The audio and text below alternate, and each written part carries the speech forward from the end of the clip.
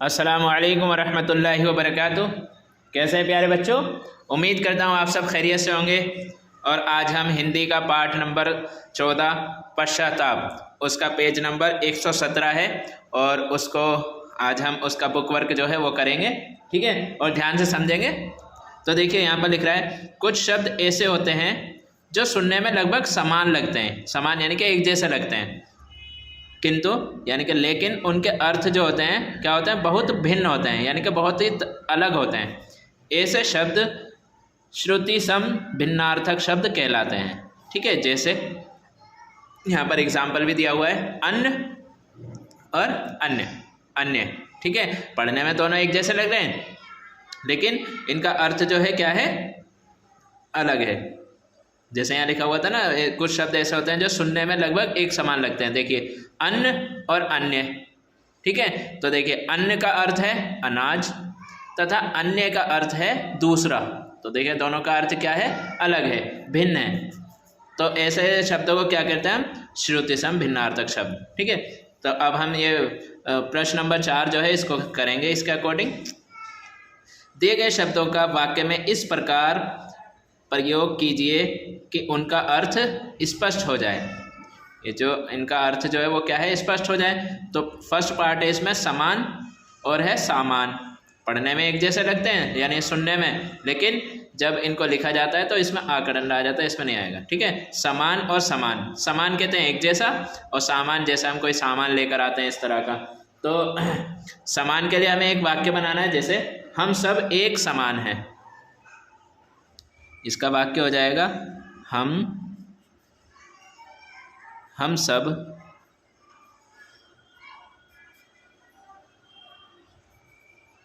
एक समान हैं। एक समान का मतलब क्या है, एक जैसे हैं।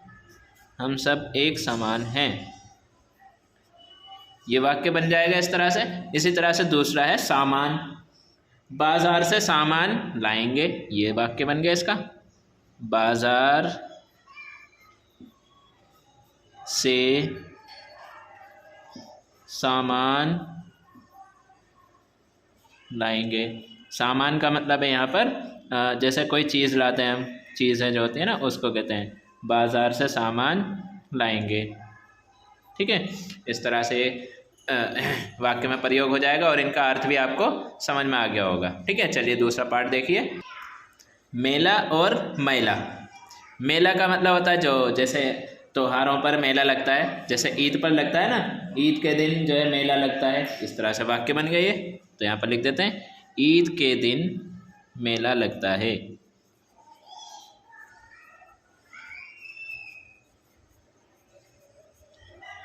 मेला लगता है, ठीक है। मेला का मतलब है जैसे वहाँ झूले वगैरह लगते हैं, वो सारी चीज़ें, ठीक है, वहाँ पर उसे मेला कहते हैं। और यह है मैला। मैला का मतलब होता है जैसे गंदा, ठीक है, गंदी चीज, गंदे को कहते हैं मैला। तो राजू का कुर्ता मैला है, आप ये लिख सकते हैं, इसमें वाक्य बनाना है ना। तो राजू का कुर्ता मैला है, इसको क्या पढ़ा जाएगा, मैला, और वो क्या है, मेला। इसी तरह से अब नीचे जो अगला पार्ट है, कहा और कहाँ, दोनों में फ़र्क है, लेकिन पढ़ने में जब हम सुनते हैं इसको तो ऐसा लगता है एक जैसा है, ठीक है। कहा और कहाँ, तो यहाँ पर हमें क्या करना है, इसका वाक्य बनाना है। तो आपने उससे क्या कहा, ये वाक्य बन गया। आपने उससे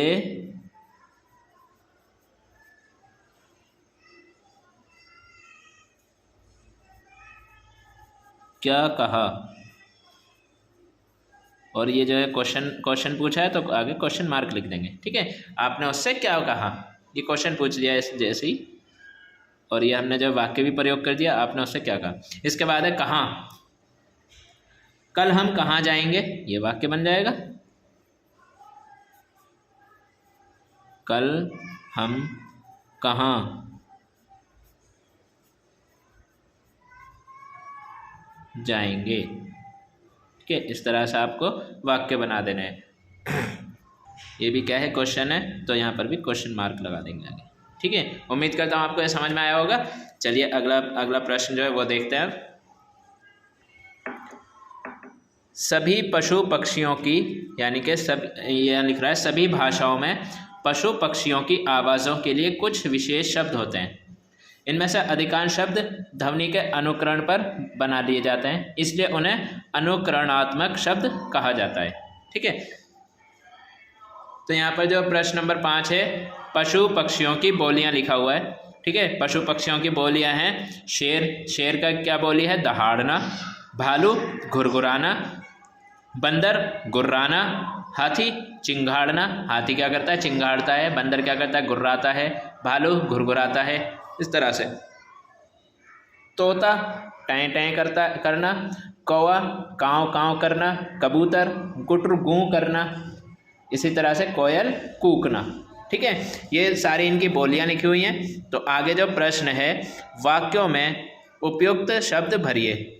जो वाक्य यहाँ पर दिए हैं इनमें से उपयुक्त शब्द जो है, जो ऊपर हमने अभी पढ़े हैं, वो शब्द भरिए। जैसे यहाँ पर एग्जाम्पल भी दिया है, जैसे सांप फुंफकार रहे हैं। सांप क्या कर रहे हैं? फुंफकार रहे हैं। इसी तरह से भालू, भालू क्या करता है? घुरघुराना। तो भालू घुरघुरा रहे हैं, यहाँ पर लिख देंगे हम घुरघुरा रहे हैं। भालू घुरघुरा रहे हैं। ठीक है, इसके बाद शेर जंगल में क्या करता है? दहाड़ रहे हैं। शेर जंगल में रहे हैं, तो शेर जंगल में दहाड़ रहे हैं, यहाँ पर दहाड़ लिख देंगे। ठीक है, दहाड़ रहे हैं। इसी तरह बंदर आपस में रहे हैं, खाली जगह यहाँ पर क्या करते हैं? बंदर गुर्राते हैं, गुर्राना है, तो बंदर आपस में गुर्रा रहे हैं, क्या लिख देंगे? गुर्रा रहे हैं। इसी तरह से हाथियों का झुंड, हाथी क्या कहते हैं? चिंगाड़ना, तो हाथियों का झुंड चिंगाड़ रहा है, चिंगाड़, यहाँ पर लिख देंगे चिंगाड़। ठीक है, इसी तरह से यहाँ पर देखिए, तोता हमेशा क्या करता है? टैं टैं करता है, क्या लिख देंगे यहाँ पर? टैं टैं करता है, टैं टैं। ठीक है, इसी तरह से कौवा बोलते समय क्या करता है? काँव काँव करता है, काँव काँव करता है, तो यहाँ लिख देते हैं 2 बार काँव काँव लिख देते हैं, काँव।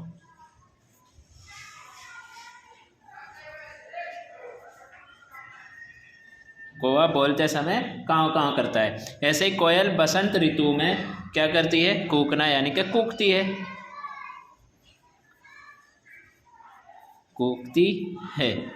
कबूतर आपस में, कबूतर क्या करते हैं? गुटर गूं, तो कबूतर आपस में गुटर गूं करते हैं, यहाँ पर लिख देंगे गुटर गूं, गुटर गूं। उम्मीद करता हूँ आपको ये समझ में आया होगा, और ये पेज नंबर 117 है, आप इसको अपनी बुक में कंप्लीट करेंगे। इसके बाद आगे का पार्ट जो है हम अगली वीडियो में करेंगे। अस्सलामु अलैकुम।